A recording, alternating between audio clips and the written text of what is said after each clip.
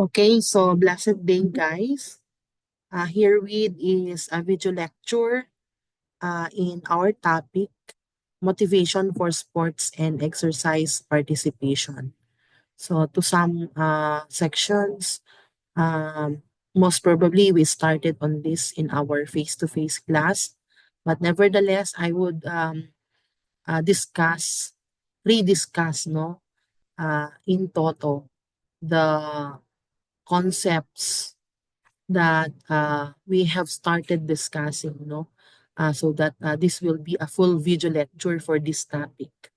Okay, so um, remember that in our topic, we are looking into human characteristics, no, that are influential to our participation or engagement, either in sports or exercise. And if we are to recap, no, or to recall rather, we have discussed already on personality, and this time we look into motivation.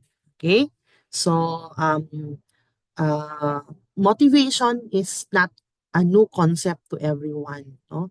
So in fact, if we would apply the concept in our context now, no, I would ask you, how motivated are you to listen to this video lecture? No?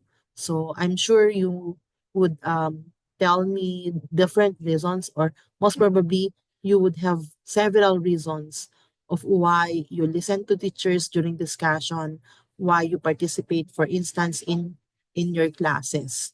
Okay? So the question as to what is motivation and in what way is it essential to sports and exercise participation.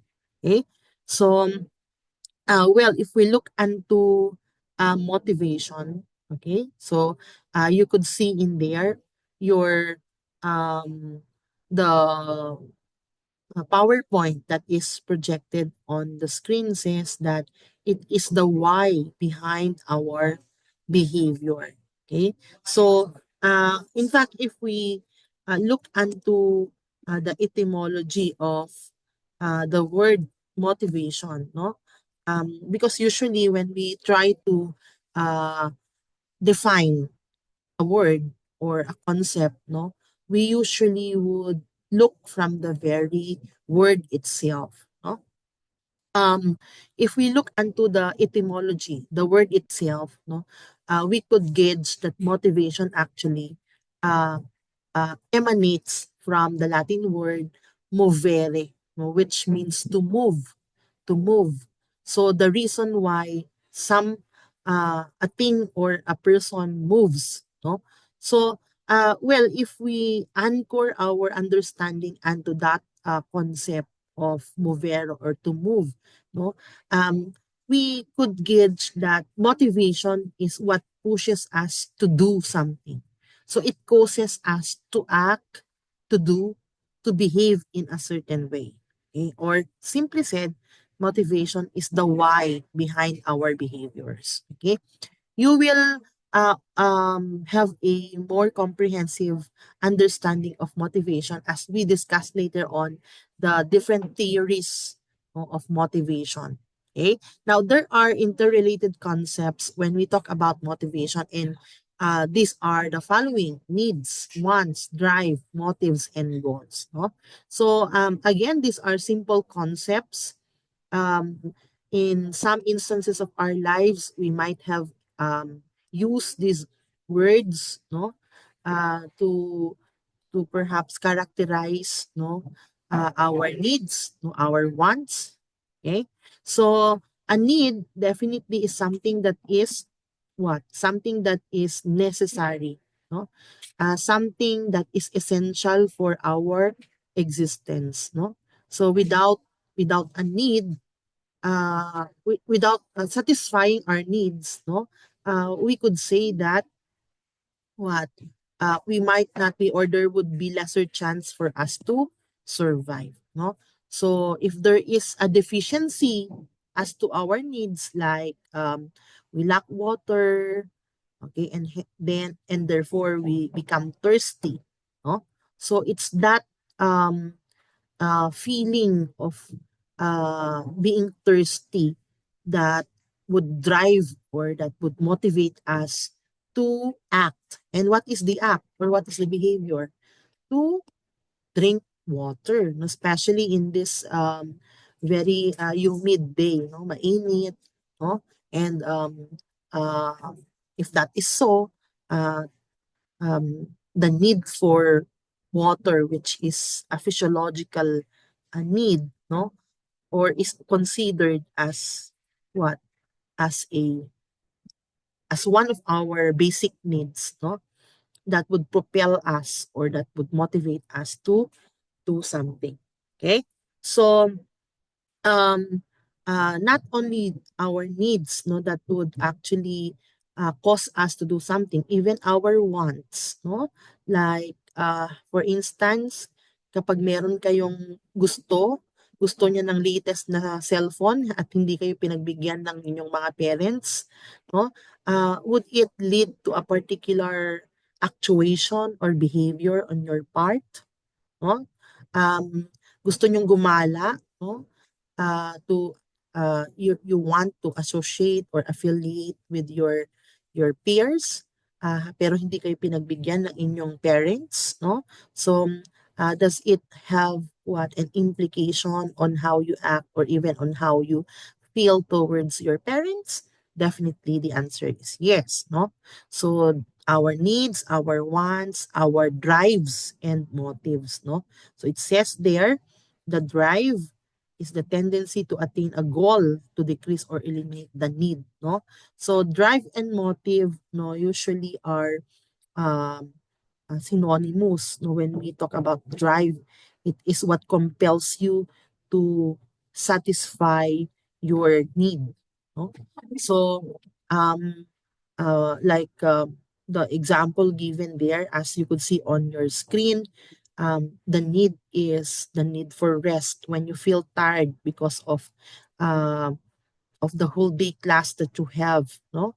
So the drive is when your body pushes you to sleep, no?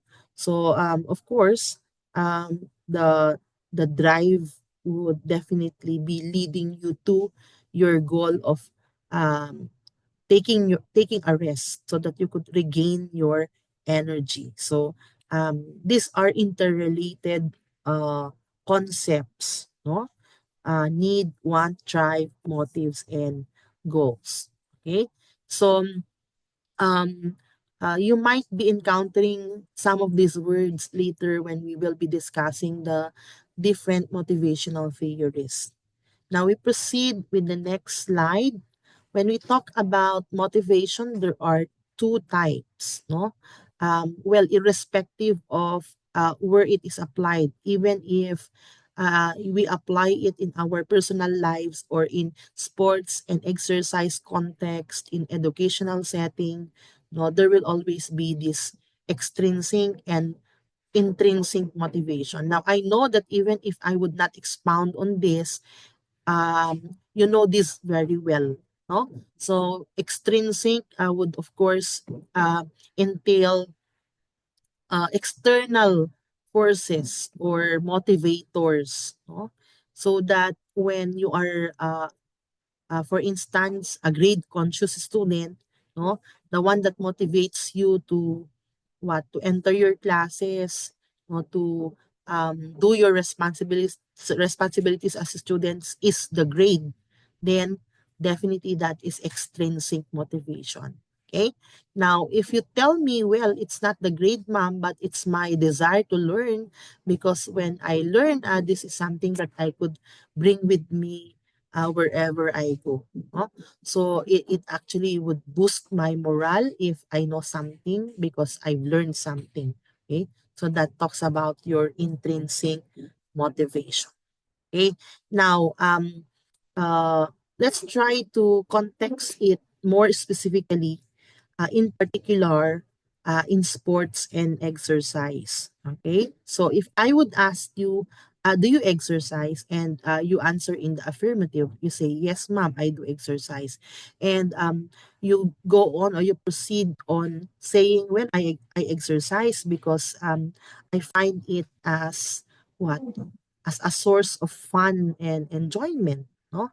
So this is in relation to intrinsic motivation, because you are speaking of your internal drive of why is it that you exercise. Okay, so when you train, for example, in your specific area in sports, no, and you do so because you wanted to improve your personal skill, no, like for instance, perhaps you are more inclined to volleyball, no? And you say, well, I train, ma'am, even if my coach would not tell me to do so, no, because I know that it's only in this way that I also refine my skills in volleyball. So that is still in relation to intrinsic motivation. So people with high intrinsic motivation are more likely to stick to sports and exercise for life.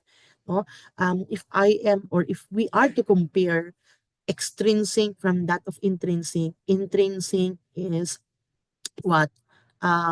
More of what we should imbibe, or ito dapat yung dito tayo dapat mamuhunan, no?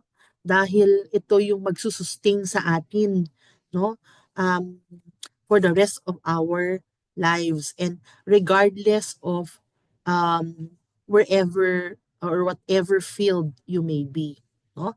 So remember that motivation, um, though of course I mean motivation in general, no, would help us, or would influence us, no, to direct our behavior, to thrive, no, to be activated, no, and to persist, no, in achieving whatever we have set for ourselves. And if our goal is something that is intrinsic, then definitely we could somewhat say that we are intrinsically motivated, no? So sabi diyan, mas maganda daw na doon tayo mamuhunan, dahil it's the intrinsic motivation that sustains us through life, no? Although of course, there's nothing wrong with being extrinsically motivated, because that still would speak of our being humans, no? Because most often you might try to observe yourself that in fact, no, and in truth, we are motivated extrinsically, no? The id in us, there are things that we wanted to satisfy, no? And definitely part of that would be some of our physiological needs, social needs, no? That still would what would lead us to some sort of extrinsic motivations, no? So extrinsic, as we mentioned earlier, no, it's more of external forces or rewards. Okay? So if you, for instance, engage into exercise because you wanted to look better, you wanted to be more appealing, no, in the eyes of others, no? If you compete, no, for any sports event, no, for the sake of what, maintaining your scholarship, or for the sake of the trophy, for the sake of the reward, the recognition, then that is extrinsic motivation. Now, extrinsic motivation may be effective, no? But the danger is that when between extrinsic and intrinsic, you are higher in extrinsic, no? It may lead to some sort of dissatisfaction and demotivation, especially so if the reward is removed, no? So you are no longer motivated if you experience what, some sort of failures in achieving your goals, or in getting the reward, or the yeah, in getting the reward. Okay, so it must be therefore a combination of the two. You are extrinsically but at the same time, intrinsically motivated. Okay.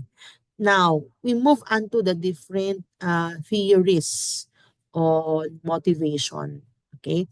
Um, by the way, this slide is the amended version. What I sent in your GC is the old version, and I'll be sending. No worries, I'll be sending the latest version later after the video lecture. Okay, so I have included in here what do you call this, the applications of these theories in sports and exercise, and even some of the key concepts or core principles of these theories. Okay, so one of the motivational theories is the expectancy theory of motivation by Victor Vroom. Okay, and you could see in here uh, some concepts, no, that are espoused by Vroom himself. No, so what does this theory say about motivation? It states that people are more motivated by the expected result of their actions, and the more sure someone is of that result, the more motivated they are to take action. Okay, so it seems that one of the sources of motivation is our expectancy of the reward, no? Kaya nga siya expectancy theory, no?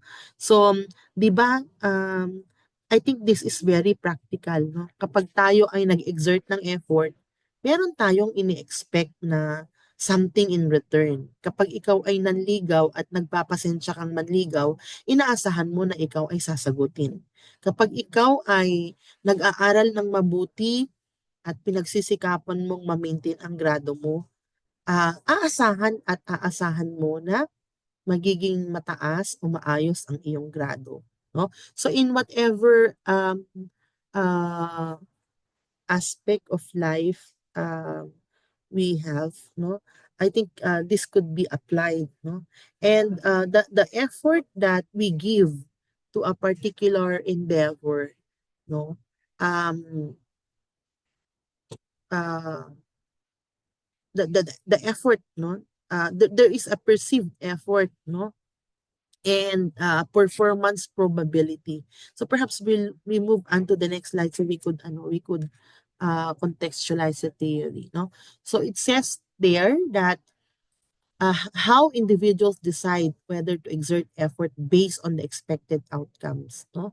So kumbaga parang um uh, kapag ba nagpasensya akong manligaw, sasagutin kaya ito, no? So, we would think about the possibility or the probability that we get the expected outcome. And that expectancy of getting the expected outcome would determine how much effort will we exert. Okay? So the idea is that people are motivated when they believe that their effort will lead to good performance. No? And that performance will bring desirable rewards. Okay? So perhaps if we contextualize that in the field of sports, no? Um, of course, what is the expected outcome when you compete in sports? No, there is an expectancy that you win. And the higher you expect, no, I mean, is the higher it is probable for you to really win, then the greater effort, no, you would give, no. So kung nakikinikinita mo na mananalo kami nito, talagang lagi o tuwina ang ibibigay mo ay ang iyong best effort. Okay? So, there are components, no, or factors that determine motivation based on the theory of Vroom. And what are these? We have expectancy, instrumentality, and valence. Okay? So, expectancy is the belief that effort will lead to success. no? So you ask yourself, if I try hard, will I succeed? No? Kung pagsisikapan ko, gagawin ko ang best ko, no? Malaki kaya ang tsansa na makakamit ko yung gusto ko. Okay? So the the concept of expectancy. What about instrumentality? The belief that success will lead to rewards. No? Definitely, no? If I succeed, will I get rewarded? No? So, kapag ba nanalo ako, ha, shall I expect for recognition apart, of course, from the physical manifestation of the success, or your trophy, the money, no? Okay. And then the value of outcome or the valence, no? The importance of the reward to the individual, no? So, do I even want this reward? No? So, of course, no, the higher it is that you are motivated, or the higher is your motivation if there is really a wanting of the reward, no? So, kung minsan kasi, are there instances where you are just forced to do something because uh, of the sake of doing it, no? Yung kumbaga parang wala sa puso nyo yung ginagawa nyo. Pero kung nasa puso nyo yung ginagawa nyo, eh talaga naman na ibibigay nyo ang inyong all. You would give it all, sabi nga nila. Okay? So for the expectancy theory, the formula for motivation is that motivation is equal to expectancy times instrumentality times valence. No? Now, if all of this, if in all of these components, eh, wala kayo. No? I mean, ah, ah, I'm not confident, no, that even if I give it all, I would succeed. So there is hesitancy or doubt in your part as to whether or not you succeed, no? Or there is doubt rather as to the thought or the belief that you will succeed. So much more, there also is a doubt, no, that you get the reward, no? And if that is so, then especially so rather, if the reward is not even so vital or important or of no value to you, then definitely in that case, you won't be motivated. So tingnan natin saan ba mas mataas or kailan mas motivated ang isang tao. Okay, so in the table that is shown in your screen, no, there is a situation. These are situations, no? So for instance, a student studies hard but doubts that he or she will pass, no? So there is what low expectancy, no? The student uh, does not uh, believe, siguro does not believe, or has a little belief that what ano ba yung sabi niya sa expectancy, there is a little belief that the effort will lead to success. Okay, so even if there is high instrumentality and valence, if there is low expectancy, still there is no motivation. In the same way, even if there is high expectancy and valence, if there's low instrumentality, still there is no motivation. So all of these components must at least be of equal um, value, no? And hindi lang equal value, kundi dapat ay mataas, no? So dapat ay mataas ang expectancy, instrumentality at valence para masabi natin na motivated o high ang motivation ng tao. And with the absence of any of the components, well, there can be no motivation. Okay? So, tingnan ninyo yung situation as posted on the screen. Okay? So, an employee works hard but never get promotion. 'Di ba? Mataas ang expectancy niya dahil nag-e-exert siya ng effort. Pero yung mataas din yung belief niya na makukuha niya yung reward kasi nag-e-exert nga siya ng effort. Pero mababa yung instrumentality. Ibig sabihin, ano ba yung instrumentality ulit? Na ah, kapag ba um, if I succeed, will it lead to rewards, no? So the thought that that I will be rewarded, no? Especially so that I am doing my part and I am trying my very best. So if instrumentality is low, still no motivation. Okay. So another example, which is linked to sports, if when an athlete trains hard, wins, and love trophies.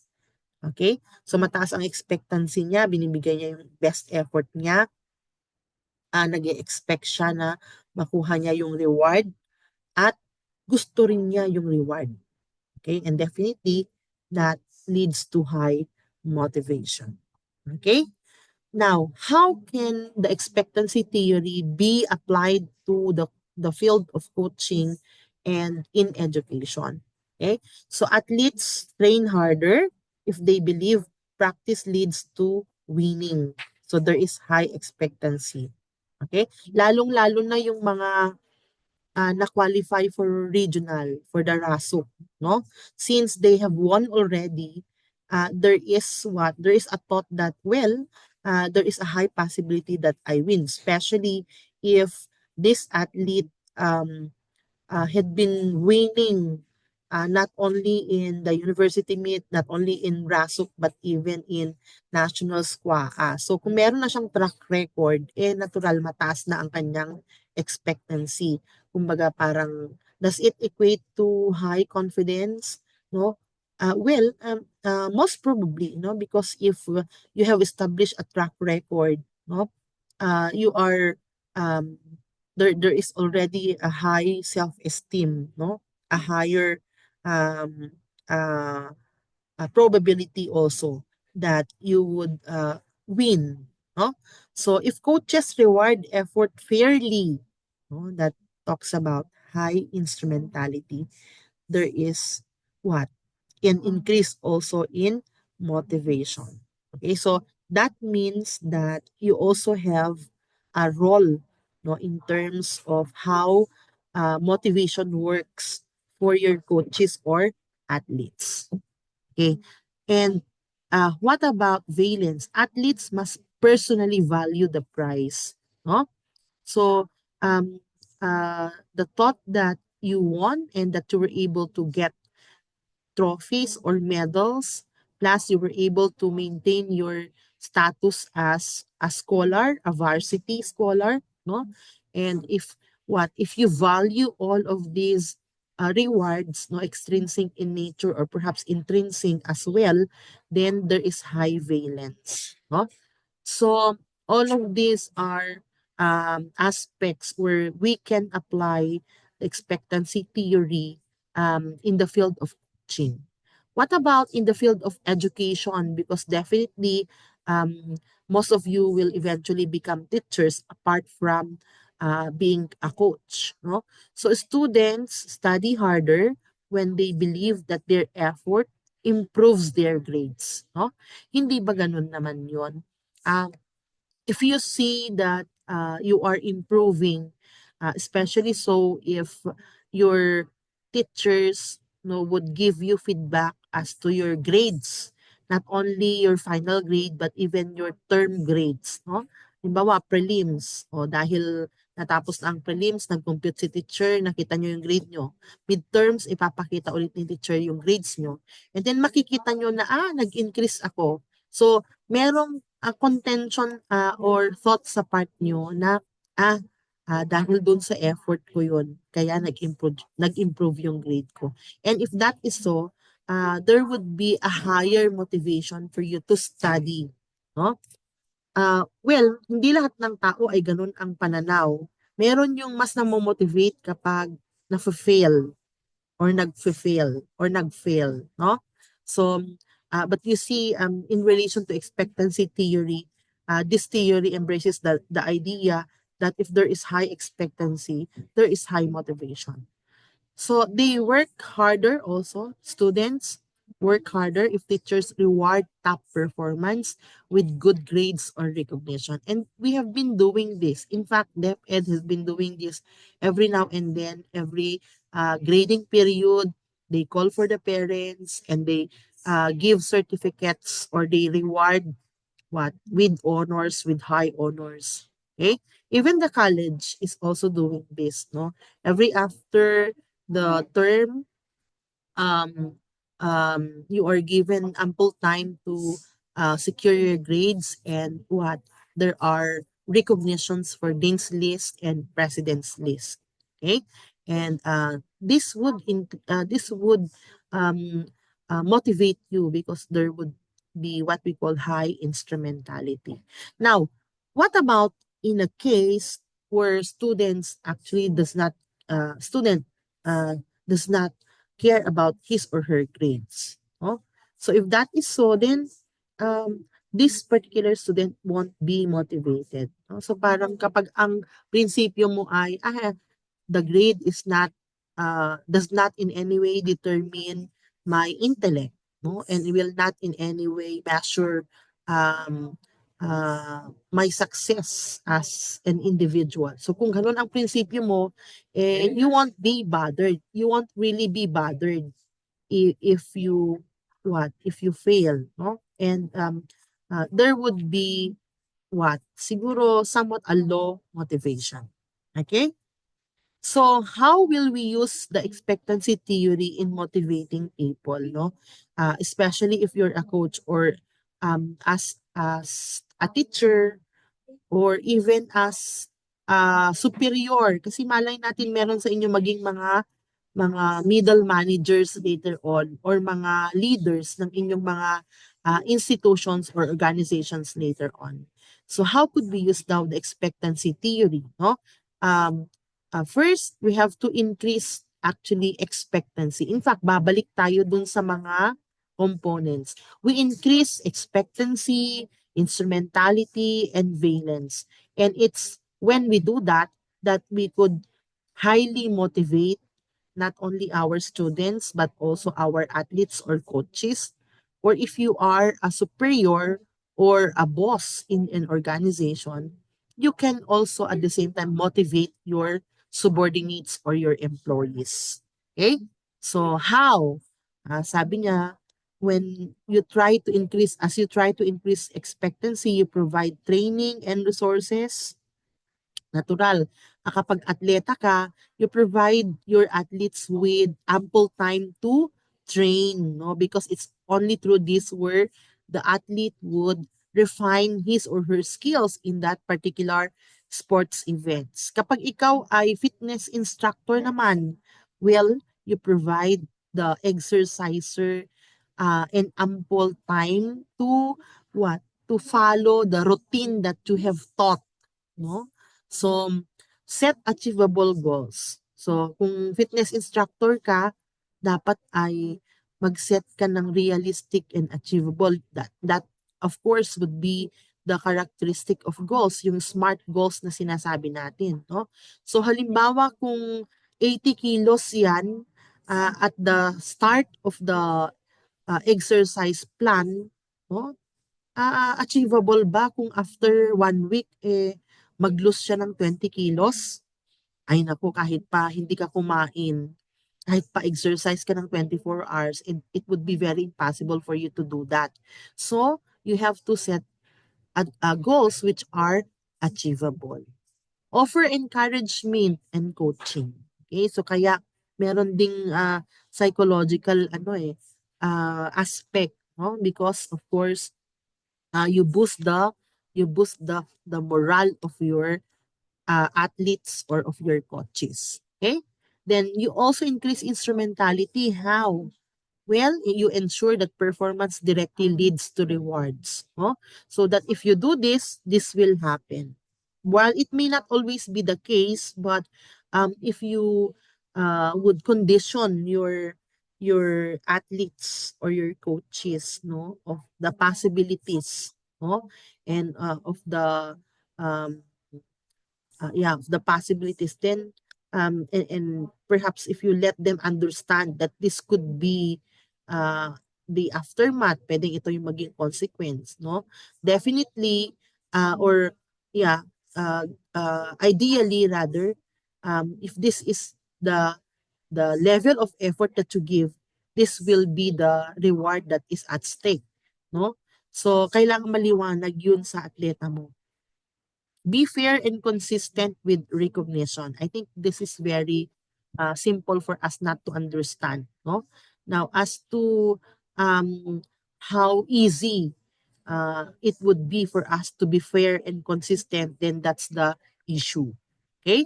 Then make rewards visible. Okay? So, if it's possible that, di ba, usually naman kapag mga sports events, no, meron talagang um, public recognition of your accomplishment, or yeah, especially if you won, no? So tingnan ninyo yung mga tingnan niyo yung mga nagrepresent ng country nung Olympics na mga nanalo, 'di ba? Meron silang parang presidential recognition, or they were invited in the Malacanang Palace, and a program was thrown to them, recognizing them in public. Okay?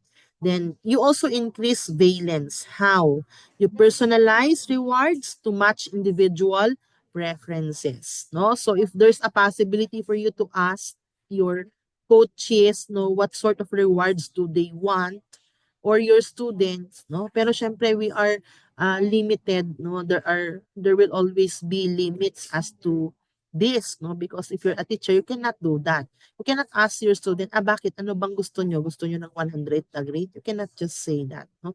Because there still would be objectivity, and you always go back into the bounds, no? As per guidelines, or yeah, as per academic guidelines. Okay? You offer choices like bonuses, promotions, wow, sana no, um, madaling gawin, no? Pero kung minsan this is just but ideal. Okay? Make rewards meaningful and aligned with personal goals, no? So dito natin ipasok yung intrinsic motivation, no? Na hindi lahat ng effort natin would lead into extrinsic fulfillment of our extrinsic goals, no, but on how we could actually better ourselves, no. So that would definitely boil down to intrinsic motivation. Okay, and then we also have equity theory of motivation, no.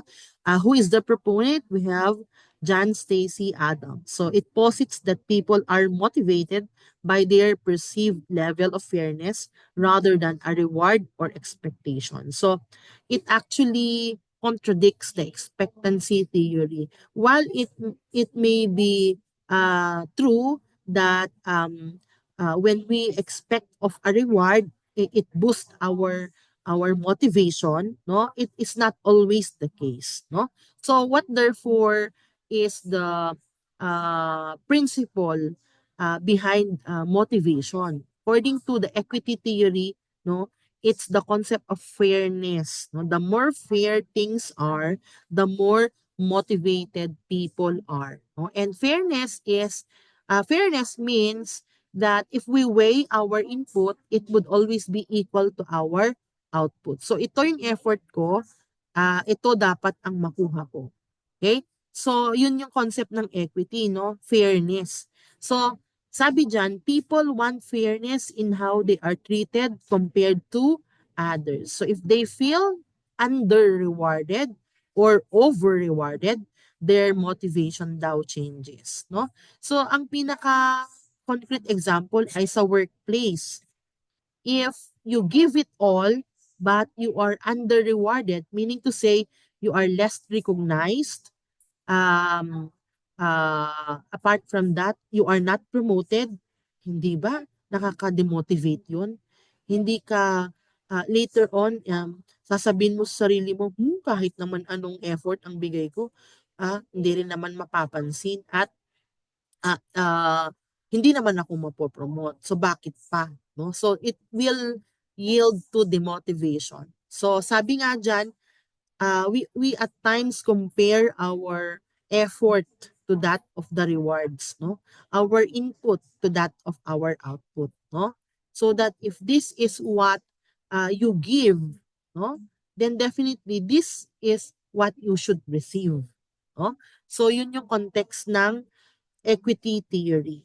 Now, here in the presentation, you could see the core principle of equity theory. So sabi dyan, people compare their inputs that includes the effort, the skills, and the experience to their outputs. No? So what do we get in return when we exert our effort, when we refine our skills?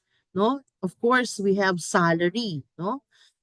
Recognition, benefits, incentives. You may call it whatever you want, no? But definitely, these are those that comes back to you in return to your what? To your investment. So 'di ba kapag nag-invest ka, lagi na ang nasa isip mo ay may return of investment. Okay? So, meron din daw formula dito so that my input over my output versus that of others inputs and over that of others output. Okay? So if the ratios are equal, people feel fairly treated. Anong ibig mo sabihin dyan, ma'am? Kung minsan ay we try to compare ourselves with others. No? So bakit kaya siya na-promote? Ano kaya ang ginawa niya? No? Ay, wala naman siyang ni isang naiambag. Halimbawa, wala naman akong nakitang research niya. Ni hindi nga siya nag-e-extension. Ni wala nga siyang napapublish. Pero bakit kaya siya ang na-promote? No? So, kapag may mga ganitong eksena, at nakikita mo, na-experience mo, ang tendency ay you question yourself. No? You question yourself. Bakit kaya yung isang ka-teammate ko ang pinapansin ng coach? Bakit kaya siya ang ginawang, ano bang tawag doon? Team captain. Kapag practices nga, lagi yung nalilate. Or hindi nga sila nakikitrain. No? So, you tend to compare yourselves with that of others. And when you find that there is injustice, no? Or there are unfair situations that you are into a situation na ay merong ano dito, may mali dito, no? So ang tendency ay you tend to be demotivated, no? So sabi diyan, paano naman kapag nakita mo na fair ang treatment? Ito ako, nagpa-participate ako sa mga trainings, no? And nakikita ko na ganun din ang aking mga ka-team, no? And because of that, no, there is equity in terms of how we are treated. So the kind of attention that is given to Juan is also given to Pedro, no? So that means that what? Or that will actually motivate you. That will make you stay motivated. Okay? Now, what else? There are three possible perceptions of equity in terms of the equity theory, no? What is that? You perceive that there is fair treatment. Okay? That is, ito ang input ko versus my output. Ito ang input ng aking mga ka-team versus sa kanilang output. Nakita ko na okay lang naman. Relative naman, pantay naman. There is fair treatment. There is balance as to input and output. No?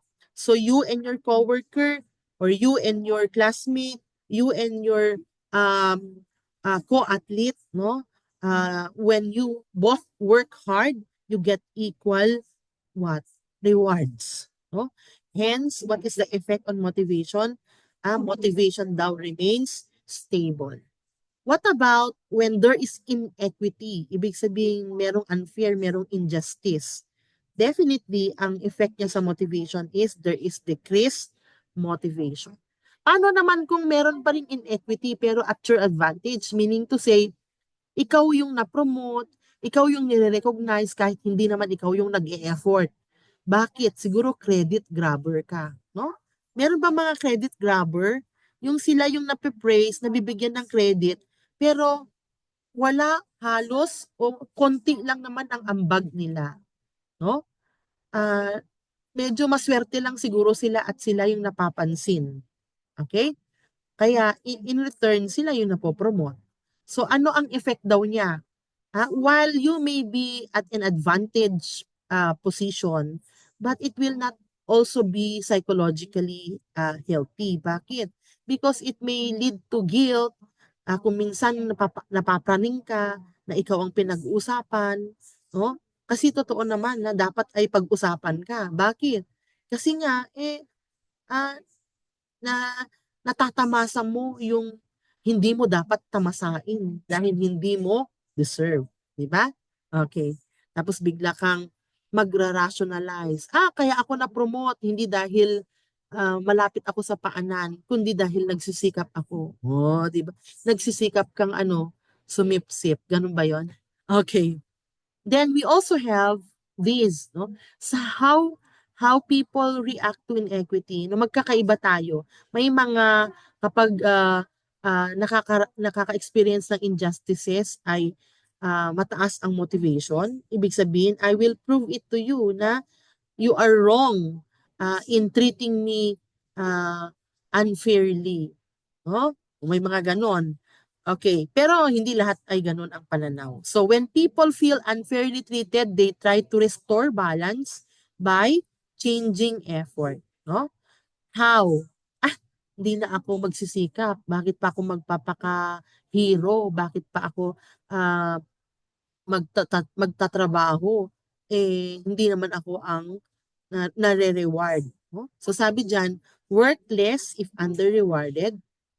Bakit? Kasi wala rin namang useless naman yung aking effort. Or work harder if over-rewarded. Okay? So yung na-over-reward, mas mamomotivate siya na to prove himself that or herself that he or she deserves the reward. Okay?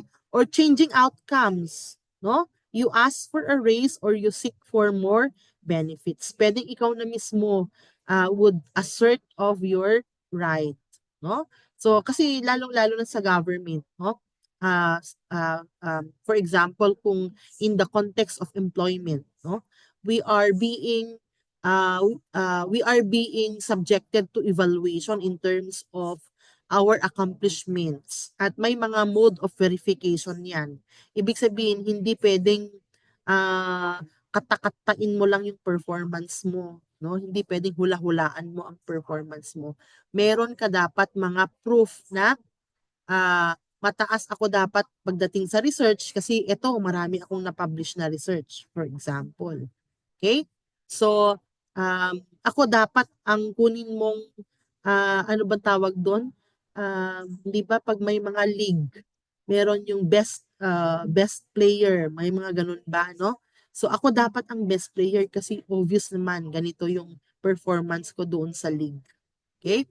So cognitive adjustment, you convince yourself that the situation is fair. So you see there are sort of some adjustments or adaptations that you do cognitively so that you would perceive no that the situation is still is fair. And then you compare. You try to compare yourself. Bakit kaya ganun?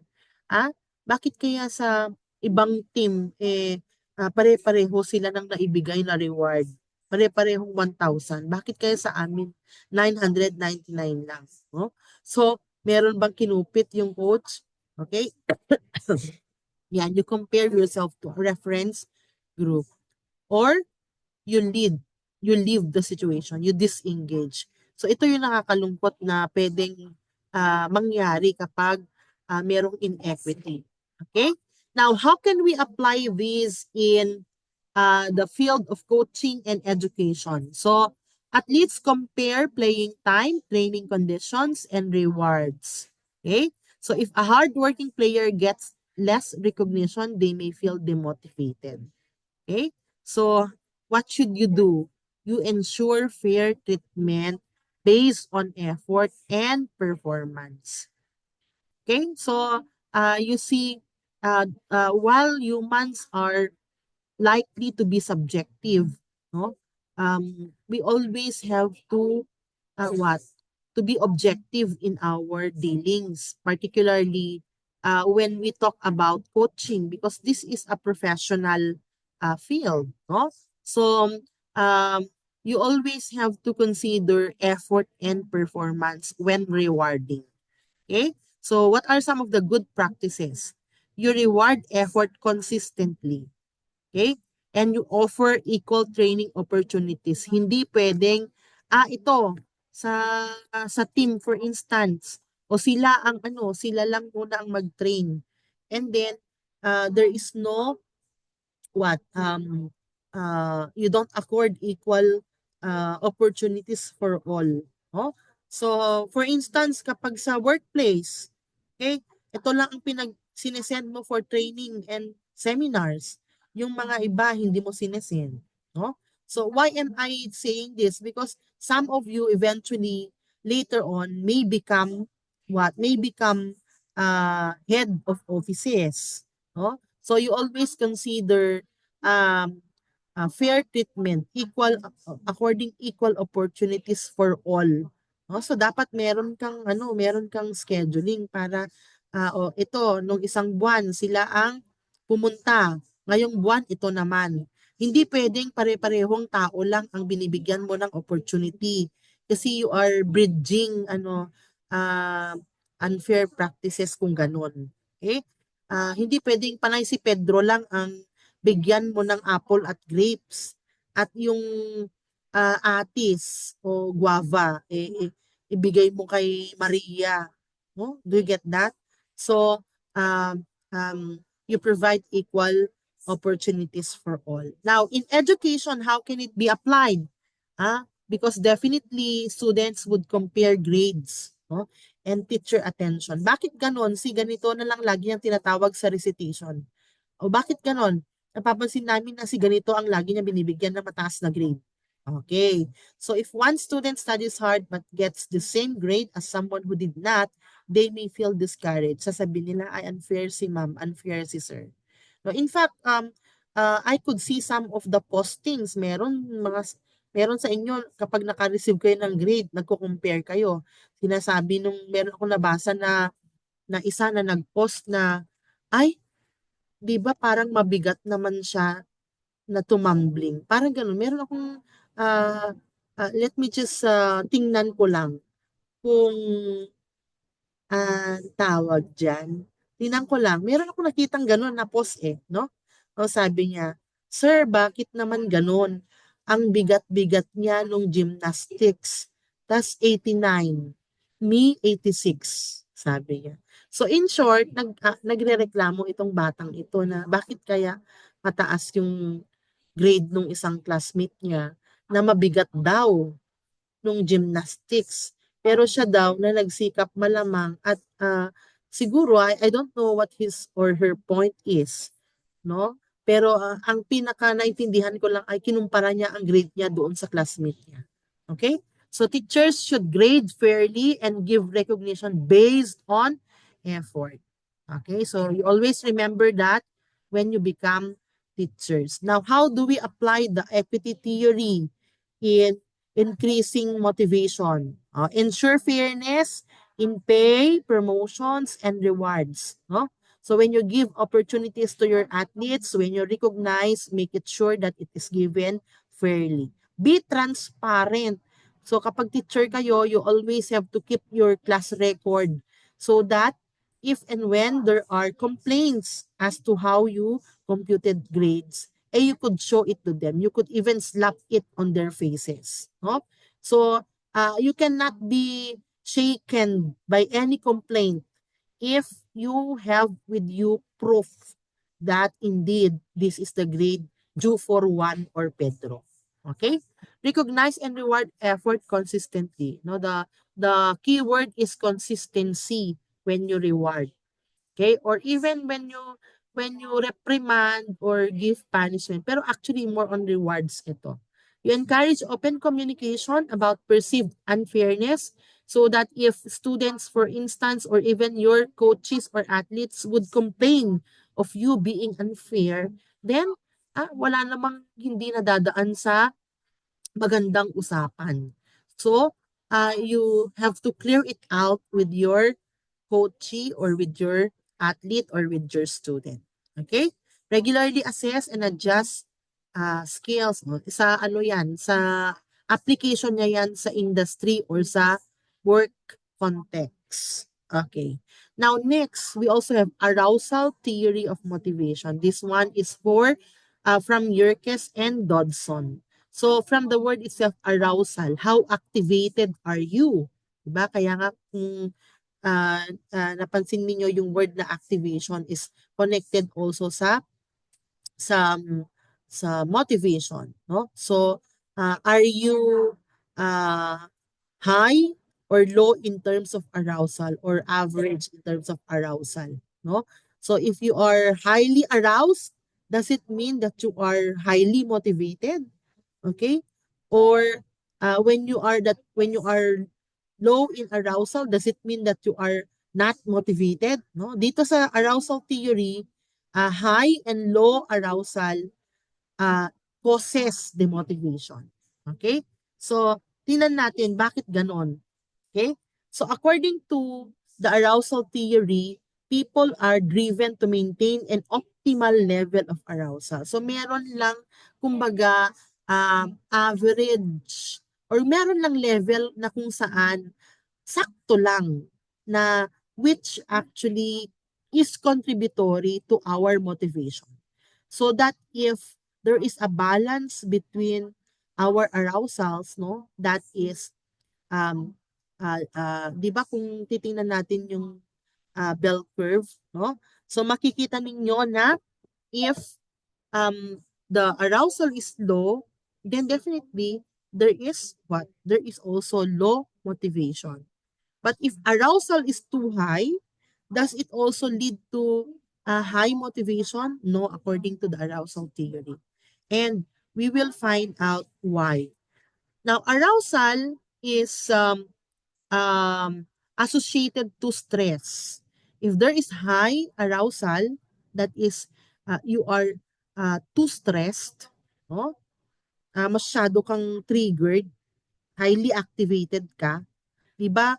Kapag ang task ay nangangailangan ng balance na effort lang or average na arousal lang, well, problema 'yan kapag mataas ang arousal level.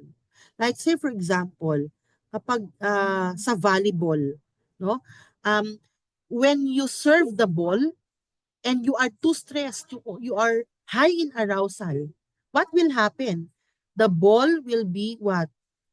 Outside outside the court yun if and when you are high in arousal or when you are too stressed dahil masyadong mataas ang energy mo na parami yung mind mo, no, highly aroused ka, no, ang tendency ay disaster performance siya.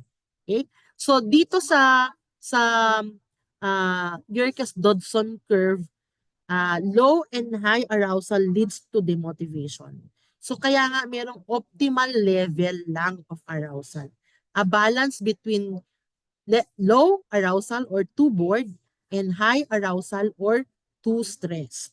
Okay? So performance improves arousal but up to a point lang. And this is what they call as optimal level. Okay? Now, what is optimal level? Yung moderate level of arousal.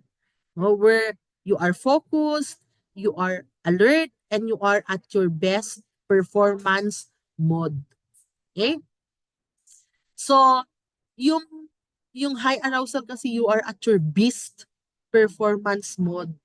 Eh yung low arousal, you are at your bored performance mode. Diba? So, ang best ay yung moderate arousal. Okay? So, example dito, you could see in an environment with too low arousal, a student studying in a boring environment may lack focus. No? So, combination yan ng intrinsic at extrinsic motivation. A student with a bit of pressure, okay, upcoming test, di ba yun yung nang papastress sa inyo at rason kung bakit namomotivate kayo na mag-review. Okay? Kaya nga kapag sinabi sa inyo na, okay, class, your assignment is that you do an advanced reading. In reality, nag-advanced reading ba kayo? Hindi. Kasi advanced reading lang naman ang sinabi eh. But if your teacher would tell you, next meeting, I will give a quiz. Definitely. What will you do? You will read. Diba? Okay, so that is an optimal arousal. Kapag naman overly anxious ka, too high ang arousal, no? Like say for example, kapag unannounced quizzes, o di ba? Lalong-lalo na kapag you're not used of reading and there is unannounced quizzes, too high ang iyong arousal, magpapanik ka. And tendency ay you will not be able to learn the material effectively. And it will not be in any way effective to even read or review. Okay? Then we also have still on arousal. What are some of the factors that affect optimal arousal? Because this is what we want to acquire, what we want to achieve, yung moderate level of arousal. No? So there are two factors. You have task complexity, kapag mahirap o simple ang task, and individual differences. Dito papasok yung personality attributes natin. Now, yung task complexity, wala tayong control dun. Kasi it is outside force. No? So, for example, dyan, simple task, running, lifting weights require higher arousal for peak performance. Complex tasks, no, like cognitive especially, like playing chess, no, doctors having surgery, require low arousal to maintain focus. No? So kapag mga highly complex tasks, dapat ay relaxed 'yan, no? Not the arousal level is not too low for the person not to be able to do the task, no? Now, what about individual differences? Dito papasok kasi tulad ng sabi ko yung personality attributes. There are people who are able to thrive under pressure. So, mas nagpa-perform sila kapag high ang arousal level. Mas nagpo-function ang utak nila kapag malapit na ang deadline. Mas nagpo-function ang utak nila kapag may mga biglaang quiz. Ganun yun, no? While others also, on the other way around, perform best in a calm or low stress environment. O you ask yourself, saan kayo dyan? Now, how is it applied? In sports and coaching, athletes need the right level of excitement. So, optimal level of arousal lang. No? Hindi sobra, hindi mataas, hindi kulang. Okay, not too low. Okay? For example, although of course, again, uh, uh, it perhaps depend on the task. Kaya nga babalik tayo dun sa sa factors, no? Halimbawa in sprint, no? A sprinter benefits from high arousal. Kapag mga ang tawag diyan, athletics, 'di ba? Kasi kailangan malakas ka diyan, kailangan highly aroused ka. Pero pag golf, yan, na o di kaya ay ano na kasing tawag doon, yung tina-target mo. Ah,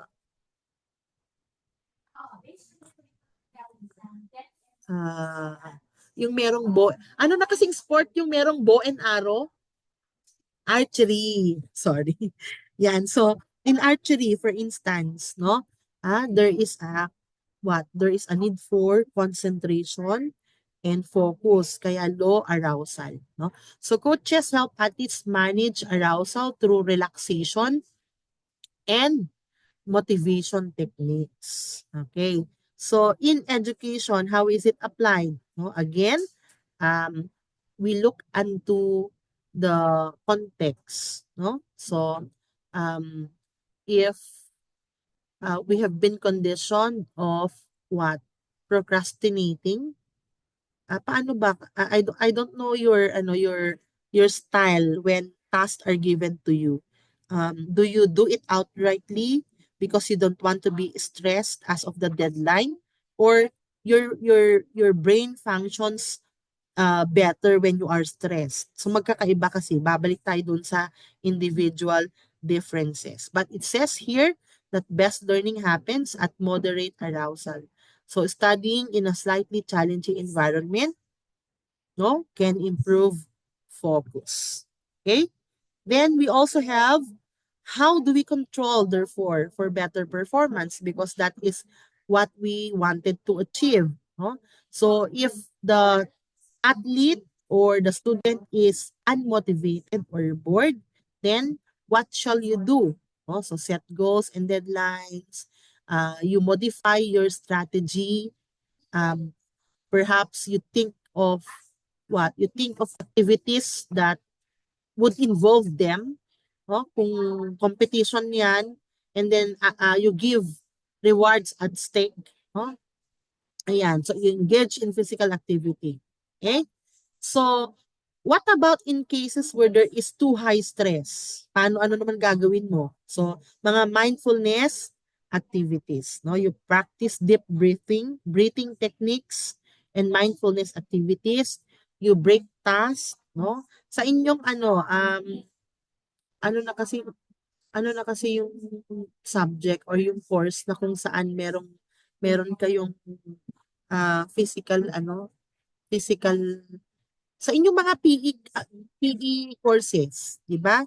Especially kapag laro ng lahi or merong particular sports na involved, no? So, um, if that is 3-hour class, then you break it into siguro minutes.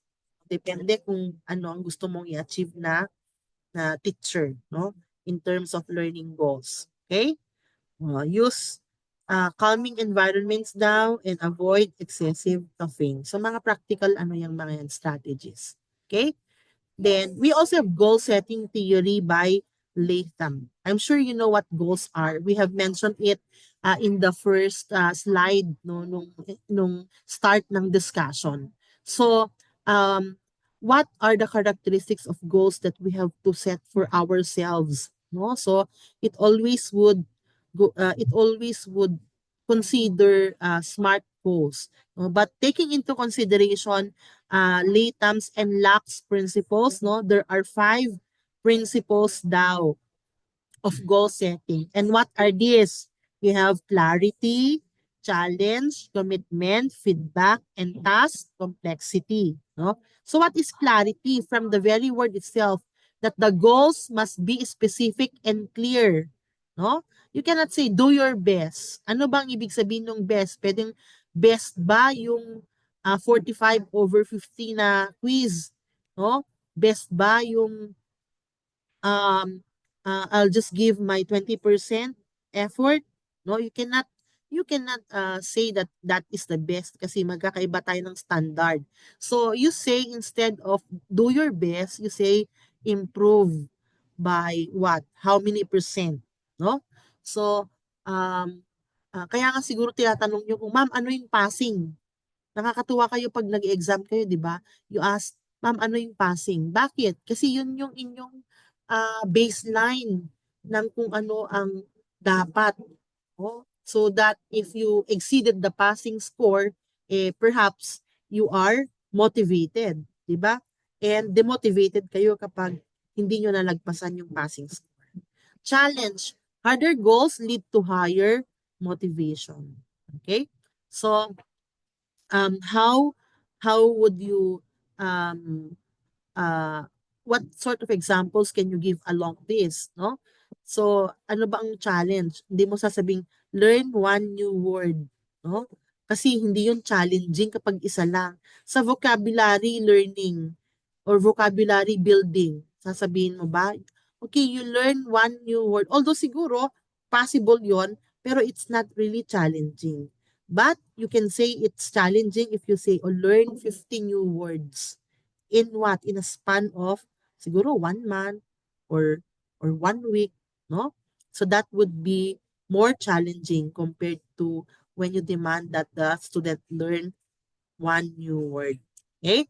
Commitment. People must be personally invested. So yung investment, because when you invest, no, there would be high commitment and eventually that leads to high performance. No? So for example, a runner who chooses to train for a marathon is more committed than someone who is forced to. Kaya nga, lagi na ay una kapag ikaw ay nag-talent searching or scouting ng kung sino mang mga atleta ang pwede mong i-hone ang skills or i-train, dapat una ay interesado sila. No? Kung minsan kahit meron silang skill, kung wala silang interest, wala pa rin, hindi pa rin highly motivated ang mga taong yun. Kaya, mas maganda pa nga na high ang interest at kahit average ang skill, no? Kasi pwede mo pang i-develop yon, pwede mong i-refine yung kanyang skill. Okay? So, dapat ay yung meron kang commitment, meron kang interest on doing the task. Feedback, regular feedbacking, adjust efforts, and stay on track. No? So, when you are being given feedbacks as to how you perform, is it not that you also are motivated? Okay? Task complexity. Break complex goals in smaller steps. No, how feasible is it that you're able to do the task within this span of time? So, instead of saying, okay, you train, oh, uh, uh, or you write a book, no? You say you write 1 chapter per week. Okay?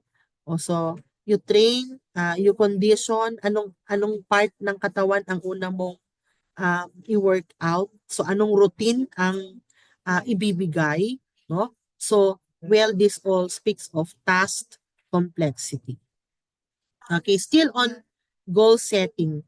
Ano-ano ang uh, tawag dito, effect niya kapag, okay, sasabi dyan, there are goal types. And what are the effect of these goal types to motivation and to performance? No? So if the goal is specific and challenging, there is high motivation and high performance. Whereas if there are easy goals, it may lead to low motivation. Kasi easy nga, di ba? Ano ba yan? Ni hindi tumaas ang aking balahibo. Or ni ano ba? Ni isang neuron nagamit ko dyan sa task na yan. No? So para bang nalangsot ka una, easy garud DJ task. No? But still average performance. Kapag unclear ang goals, there would be confusion and low effort and hence poor performance. Pero, again, babalik tayo, no? Kapag high, kapag specific and challenging ang goals, so yun ang yun ang pinaka-ideal. Okay? Now, how can it be applied to sports coaching? Therefore, you set clear and challenging goals. So you say, for instance, you improve your sprint time by 1 second in 3 months. So merong expectation of a very definite and clear and challenging goal.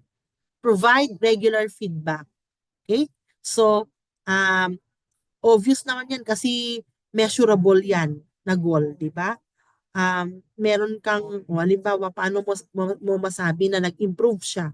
Siguro kasi in a matter of 2 months of practice or training, bumababa yung kanyang sprint time. So, kung from 7 minutes siguro ay naging 3 minutes na lang. So, yung 1 month, pwede pa ba niyang habulin yung 1 second? O pwede, malamang. No? Break complex skills into smaller drills for gradual improvement, no? Especially if it's a complex task. No? Now, in education, how can it be applied? Teachers should set specific learning goals. No? You score 90% on the next quiz. Sabihin mo, okay, o ganito, Para pumasa ka, kailangan ganito ang makuha mo sa exam, sa quiz or sa term test. Instead of saying, oh, do better. No? So students stay motivated when they also track their progress and receive feedback. Okay, so again, feedbacking from the teacher. So how can we apply the goal setting theory? No, so we have the SMART criteria that the goals is not only specific and challenging, but it must be measurable, achievable, relevant, and time-bound. O, alam nyo na kung ano yung mga yan. This is not the first time, most probably, that you have heard this SMART characteristic of goals. So, what is the key insight? People perform best when they know exactly what to do and have a challenge to push them forward. So clarity as to instruction, as to expectation, uh, how how could you be able to achieve that? No, again, babalik kayo sa SMART criteria. Next, acquired needs theory. So by McClelland. So according to McClelland, there are three motivators. Okay?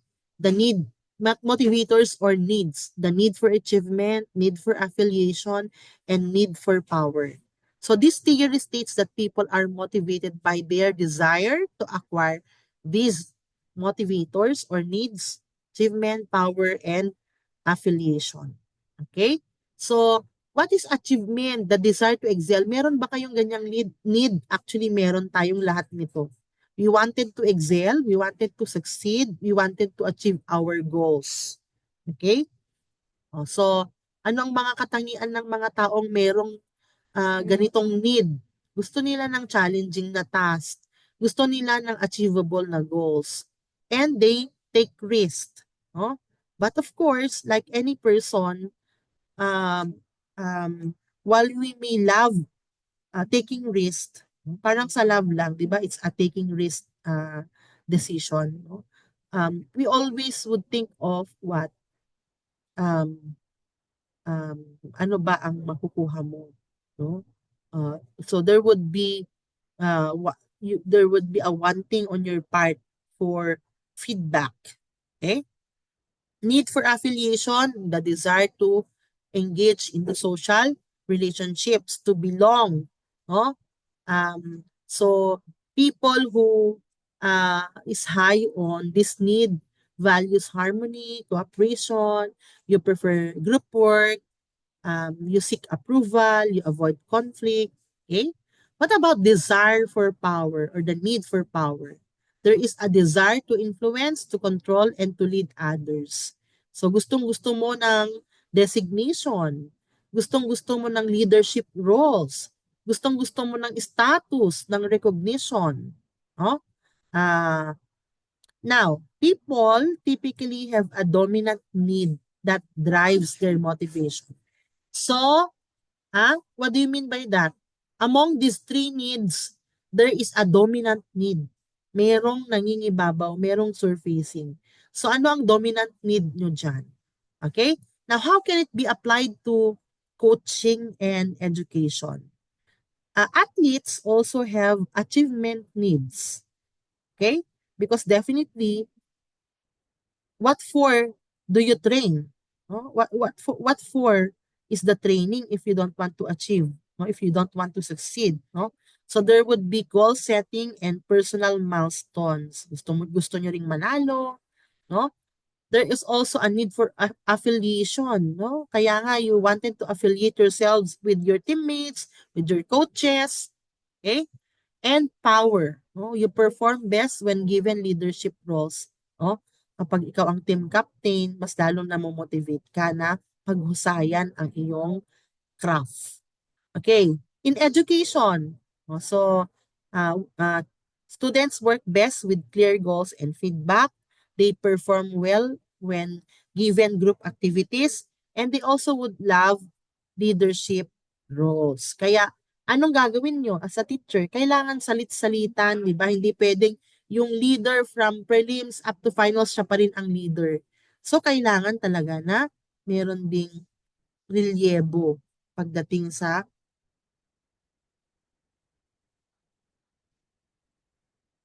pagdating sa leadership roles. Okay?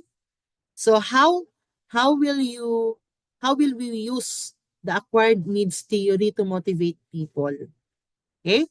So siguro i-focus natin doon sa for educators and coaches. So you use different teaching or coaching styles daw for different needs, no? Therefore, you must have with you diversity of coaching styles and teaching styles. Okay? So if you know that students love group activities, then you give collaborative or group activities. Okay? Um, if for instance you see that the athletes wanted or there's a need for power, then you assign them leadership roles. Okay? So recognize achievers individually. Okay? Now, another uh, theory, we also have Maslow. This is not new to you. I have explained this already in the previous lesson under personality. So ito yung pinaka known na theory ng motivation. Now, tingnan naman natin kung how is it applied in terms of sports and exercise participation. So remember the hierarchy, no? Physiological up to self-actualization. So ang atleta tulad ng nabanggit natin noon ay meron din ng mga ganitong needs. So therefore, how is it applied? Well, you provide them opportunities, for instance, to have those needs. No? So basic needs like proper nutrition, rest. Hindi pwedeng nag-training plan ka, wala silang rest dun. Safety in training, kailangan yan. Okay? So, in education, so even in education, you cannot expect uh, a child a student rather who has issues on what providing for his or her baon. Kaya siya nag-a-absent kasi kahit nga pamasahe wala siya, no? O wala rin siyang pangkain, no? So you cannot expect really this child to focus on his or her studies, no? Kaya babalik tayo doon sa anong pwede mong gawin in case you have students like this, no? So you may siguro refer them to some scholarships if there are available scholarships or if you are uh, capable of giving, then why not? Okay? So yan, building self-confidence, encouraging belongingness. Okay. Then we also have the attribution theory by Weiner. Okay, so it explains how people interpret events and how those interpretations affect their motivation. Okay, so when you, for example, fail or succeed, whom do you blame? Do you point it outward or do you point it toward yourself, no? So remember, sabi nila when you point it to someone else, as a coach kasi, as a teacher kasi, kaya ako bumagsak, kaya ako hindi nanalo, no? Um, well, these are all part of the concepts of Weiner. And tingnan natin, according to the attribution theory, when people experience success or failure, they try to explain why it happened, no? So, there are attributions. And these attributions or explanations of why events happen, why, for instance, I failed, why I succeeded, no, fall into three dimensions. We have first, locus of causality. So, it's either internal or external. Ibig sabihin, personal factors or situational factors. Okay? The cause comes from within the person. Kaya ako nanalo kasi magaling ako. Kaya ako nanalo kasi binigay ko yung best na effort ko. Okay? Kung internal yung iyong locus of causality. Pero kung external, no? You point it outward, no? So the cause comes from the outside, no? Kaya lang naman kami nanalo kasi swerte lang kami. Imagine mo, by default, no? Okay. Or kaya ako na-fail kasi ang hirap naman ng binigay na quiz. Oh? Or kaya ako na-fail kasi hindi nagtuturo si teacher pero ang hirap ng binigay na quiz. Hindi nagtuturo si teacher at ang hirap nung binigay na quiz. So outside. Okay? So I won the examples dyan. I won the race because I trained hard. I lose because the weather was bad. Okay? Those are some of the examples. Now, another dimension is stability. It's either stable or unstable yung causality mo of or yung attribution mo. Okay? So the cause, if it's stable, the cause is constant over time. Like what, for example, ability or task difficulty. No? I failed because I'm bad at math. Diba? I failed in the math quiz because I'm not really inclined to math. No? So ability. Ability is something stable. No? What about unstable? The cause can change like effort or lack, no? So I failed because I did not study enough, no? So yung effort ko indicatory sa result ng aking ginawa. Okay? So kapag ganon, pag unstable, anong pwede mong gawin? Ha? Meron ka pa bang pwedeng gawin para pumasa ka? Siyempre, no? You have to give your best effort. You study. Okay? Now, another is controllability. So, either controllable or uncontrollable. So, the person can influence the outcome if it's controllable and vice versa if it's uncontrollable. They cannot change the outcome. Example, I passed because I studied hard. Effort yun. Controllable. Ako. Sa akin galing.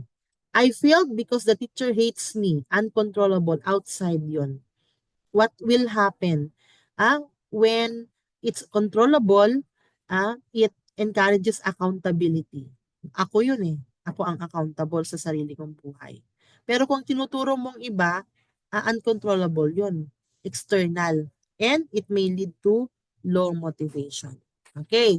So what is the effect in motivation? Ano ang pinakamaganda? Kapag ang success is due to effort, no, again, we consider internal, unstable, and controllable. Okay? It increases motivation. Ganon din uh, um, kapag there is failure due to lack of effort, something in relation to the ano ba yan? Internal and unstable and controllable dimensions. It encourages improvement. Meron ka pang magagawa, no? While if the success is due to lack, that is something external, unstable, and uncontrollable, it decreases motivation.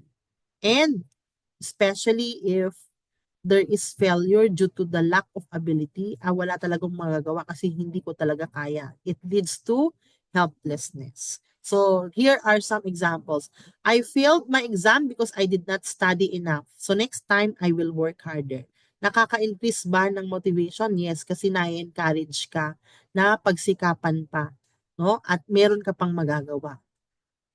The negative example is I failed because I'm just not smart enough. So there's no point in trying. O meron ka ng negative perception ng ability mo and that will impair your self-esteem in doing the task and hence would lead to learned helplessness. Okay? Next, we also have the applications in sports coaching. Okay? Ano ang kailangan mong gawin? Meron tayong tinatawag na mastery-oriented coaching. No? What happens here? There is an encouragement to athletes, particularly in attributing success to effort and practice. Kaya kayo nanalo kasi una, maabilidad kayo, binigay yung effort nyo, at nag-practice kasi kayo, nag-training kayo eh. No? So those factors which are within the control of the athlete.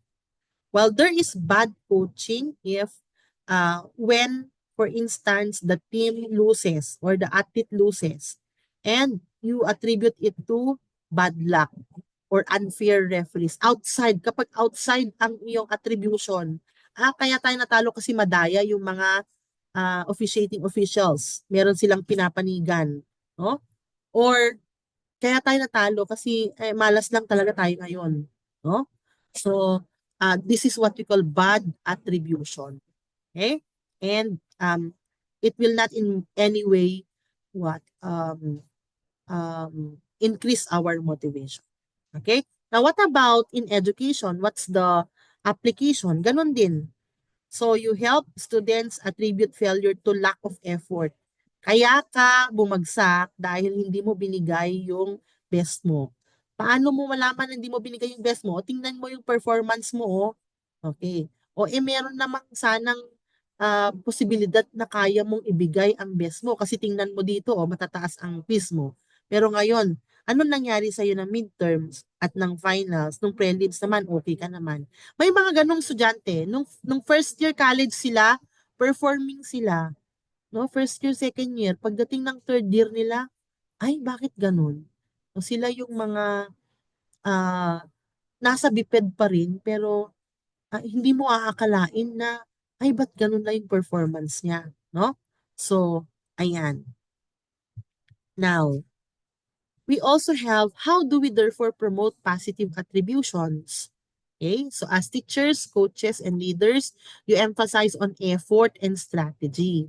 Okay, so ganito kasi yan, ang buhay mo ay kontrolado mo. Yung performance mo, nasa iyo yun. Ano bang ginagawa mo? Nag-exert ka ba ng effort? Paano mo ba ginagawa? Ano bang strategy mo? Okay, so effort plus strategy plus ability. What else? Teach that mistakes are learning opportunities. O okay lang talaga na mag-fail ka, no? Kasi parte ng buhay 'yon.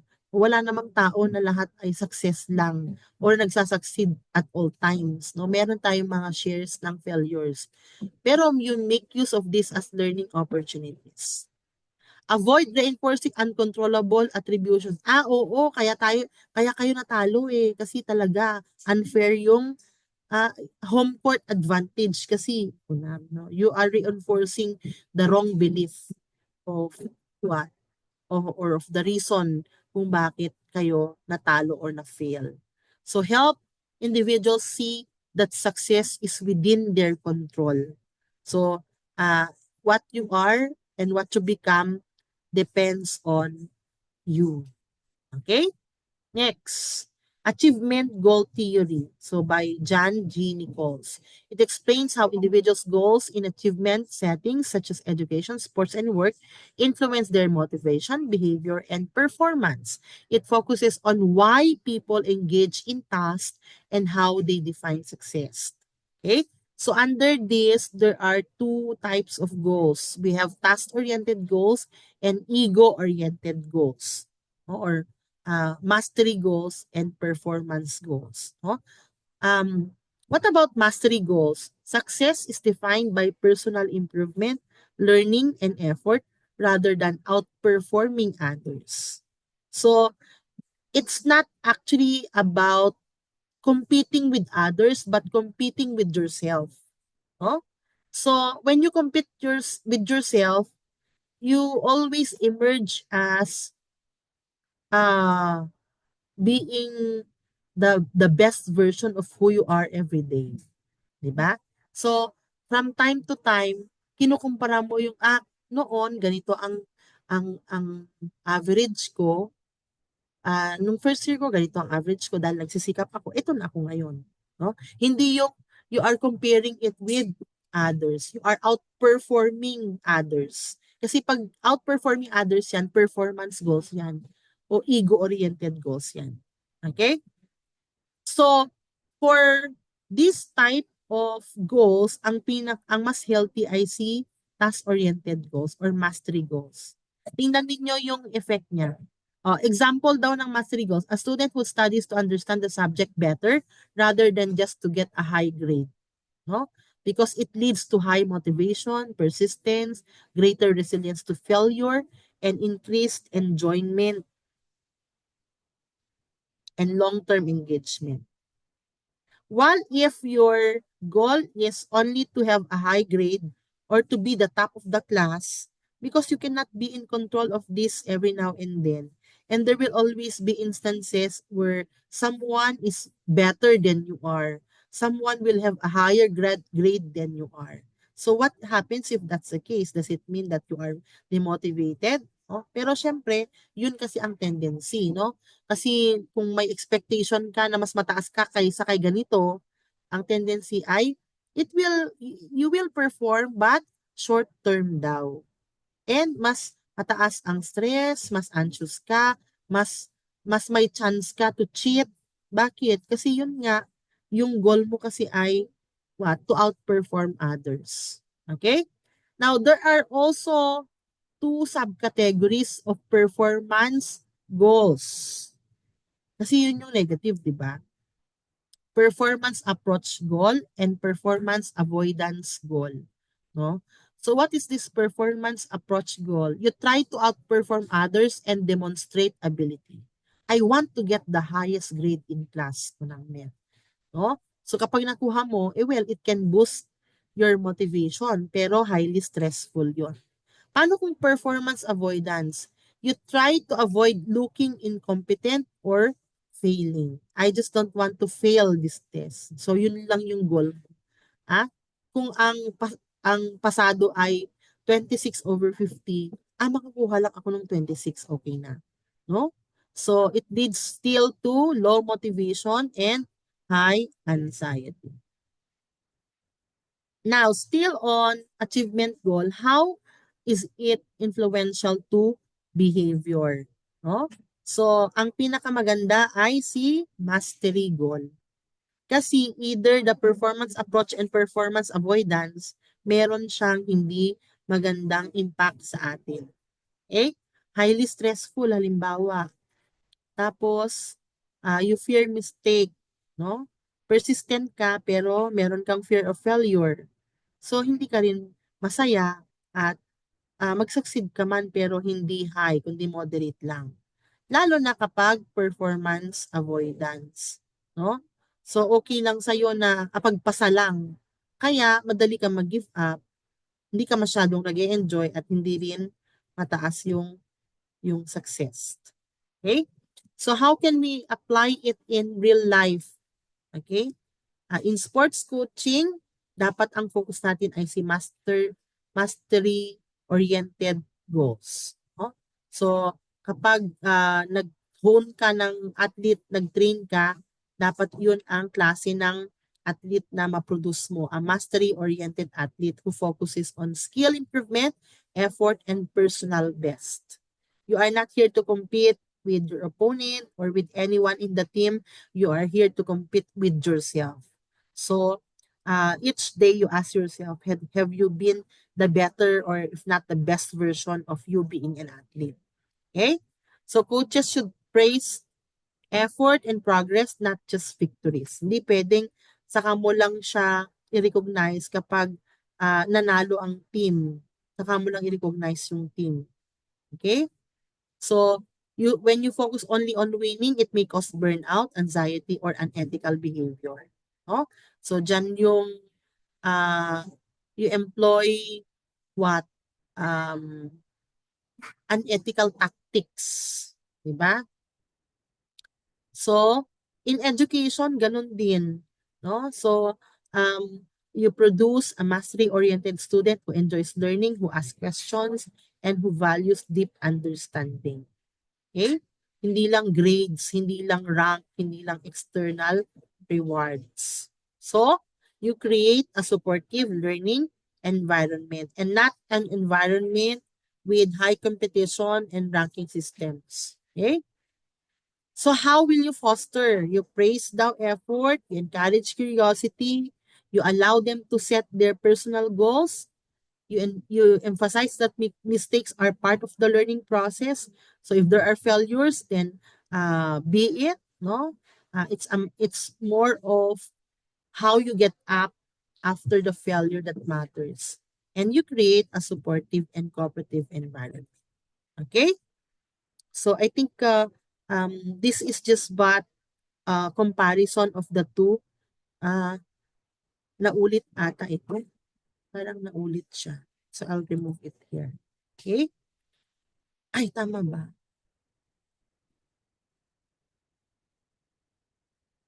So we have the effect of mastery and performance oriented on motivation and behavior. Okay? So yan. Mas maganda pa rin talaga pag mastery oriented. Bakit? Because it increases intrinsic motivation. It may imbibe in you the thought of what? Giving your best effort and being persistent, positive self-esteem, willingness to take on challenges. Compared sa performance-oriented na extrinsic lang ang motivation. Dahil dyan, there is a high possibility for fear of failure and anxiety, higher risk of cheating and avoiding challenges, and lower resilience to setbacks. No? So, hindi na siya mag-e-effort kasi meron siyang fear of failure. Okay? I think naulit lang din ito. Okay? Tama ba yung ginawa? Ay, hindi, magkaiba siya. Ay, meron pala tayong mastery and performance separate pala ito na theory, guys. Pero ang basis kasi niya ay yung AGT. Okay, so, ayan, apologies, tinanggal ko siya, pero actually, ang basis niya ay si AGT. So, somewhat meron siyang similarity kay AGT. Okay? Now, we also have participation motivation as a concept in motivation, no? Particularly in sports and exercise. No? Why are we motivated to engage in sports and exercise? There's this what we call participation motivation. Okay? So, there is this sports commitment model by Scanlan, and meron tayong mga iba't ibang ano uh, uh, factors. There are several factors, as you could see on screen, that makes us committed to participate in sports, no? So when you value, for example, opportunities, you are given priorities, you are investing, uh, when there is social support, and even social constraints, no? Uh, all of these lead to sport commitment. And therefore, as we mentioned earlier on the theories that we have discussed, where there is commitment, there is persistence, no? Kumbaga, ano man ang mangyari ay mataas ang motivation mo to what? To engage into that activity. Okay? So ayan, dito ay inisa-isa lang yung mga iba't ibang factors. Okay? So when you enjoy, definitely if there is enjoyment, then this would have a positive response, no? Because siguro positive yung experience mo on sport engagement. Kaya mas nauulit, no? Mas nalalove mo yung sport. Ganun din sa exercise. Okay? So, we also have BAT, no? Dorcas Susan BAT. Levels of sports motivation. Okay? And according to her, there are motivational levels: biological, psychological, social, and secondary reinforced, which are also contributory to what? Contributory to our levels of motivation. Okay? So, okay. And another concept is exercise participation. No? Excessive participation, no? Or exercise addiction. No? You may want to venture on this as a research. No? So, there is what we call over dependence on exercise. No? So, meron bang ganun, ma'am? Wala naman sigurong, meron bang sakit na ganun, no? Ang addiction in general is under the DSM-5. DSM-5 actually, pero yung reference natin dito ay DSM-4. Ano yung DSM? It's the Diagnostic Statistical Manual, the one that is used to diagnose if there is addiction. And what are the indications if there's addiction? If there is tolerance, withdrawal, lack of control, and intention effects. Kung meron ang mga ito, ah, yung tipong um, mataas ang tolerance mo for the amount of exercise. Tipong kahit 24/7 kang mag-exercise, okay lang, 'no? So, um, o kaya in relation to that, kahit gano'n katindi 24/7, talagang, you endure, 'no, the long span of time, 'no, for you to really do your exercise. Kapag nag-withdraw ka from exercise, it causes anxiety, 'no, irritability, restlessness, and sleep problems, 'no? Kapag may unsuccessful attempts to reduce exercise level, eh, um, these are all symptoms of, although in substance abuse yan, pero pwede rin siyang gamitin sa exercise addiction or dependence. Okay? Um, there can also be, uh, if you wanted to know, no, if you are exercise addict, no, meron yung mga ganun, 'di ba? Yung talagang yun na lang ang buhay nila, no? You can search the exercise addiction inventory, no? And find out if you have the propensity to really be and to really classify yourself as an exercise addict. Okay? So um I will be giving an inventory, but it's more of sports and exercise motivation inventories or scales. Ilalagay ko muna siya sa Google form para ma-record natin yung responses ninyo. So you expect that this will be the one that you will work uh, unto siguro sa RASUK, no? Kasi 1 week 'yon. But I will give it to you as soon as I'm done with the Google Form. So I think that's it for this topic. I hope you would be able to download or perhaps watch. I hope hindi mandatory dapat, I am mandating you to watch this, no? If you were able to reach this part of the video, that means that indeed you have watched the video. Okay? So, any question relative to this discussion will be entertained when we meet face to face and we do the wrap up, no? And the answering of all your questions, should there be questions. So that would be all for this topic. Thank you.